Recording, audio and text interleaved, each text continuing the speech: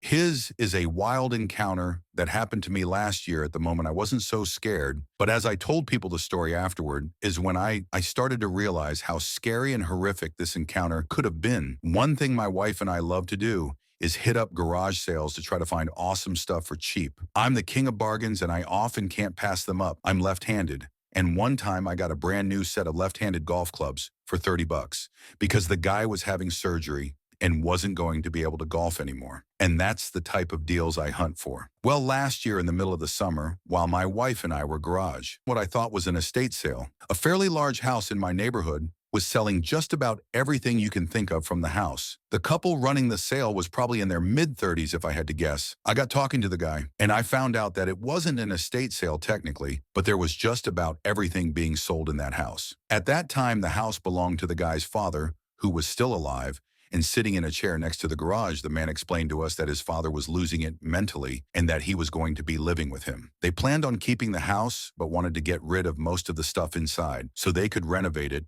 and then have a house they could rent out most of the stuff. Junk, years worth of clutter that old people tend to accumulate. Then I saw something that caught my eye. It was a really cool military sword. It was engraved with all sorts of writing, had an eagle for the handle, and to cap it off, it looked like it was solid gold. Whether it was or wasn't real gold, I didn't know at the time. I grabbed the sword and asked the man if this was truly for sale, and the guy shrugged it off and said, "Yeah, I'll sell it to you for 25 bucks. I gave him 30 and walked away with my new shiny toy. As I was walking to my car with my wife, I happened to look up and see the old man was now standing up. He looked concerned and almost angry. As I was driving away, I saw the son, and he appeared to be yelling at him. The son just kept putting his hands up in the air while the old guy was yelling. I was curious as to what they were fighting about, but ultimately I just forgot about it. In minutes that night, when we got home, we were sitting in the backyard grilling some steaks. I was telling a couple of neighbors that came over about the sword, and it was only a matter of time until I went inside and grabbed it so I could show it off to my buddies. The night continued,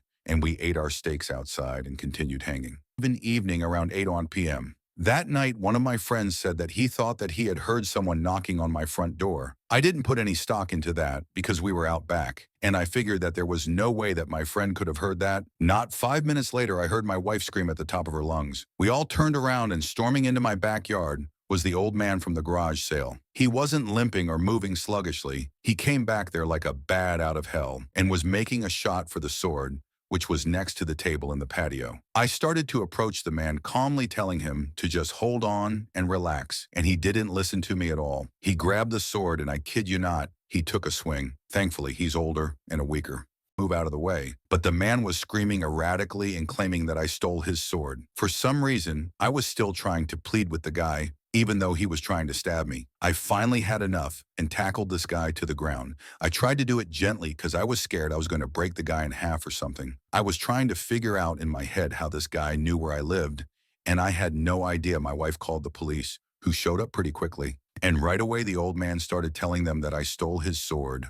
I was able to calmly explain to the police that I had bought it at a garage sale and that they could contact the man that I bought it from. It took a while, but the son was finally notified and he came rushing over. He must have times, and I didn't press charges. The old man clearly wasn't there mentally. Perhaps the most terrifying part was when me, the son, and the cop were talking. The old man snuck over and grabbed the sword. My wife just happened to see him grab it, and she pointed it out right away. I still think to myself, what would that man have done if my wife didn't see him pick up the sword? Would he have tried to use it again? I exchanged numbers with the son, just in case I had to reach out to him again, and I became more vigilant of all my locks in the house. I never did give the sword back, and my conscience sort of eats at me for that one. Now in hindsight, I should have just given the sword back and just bought it from the son but I was thinking in the moment, and as of writing this, I still don't know if the man is alive. The only thing I can say for sure is that since that horrible evening in the backyard, I have yet to see that crazy old man.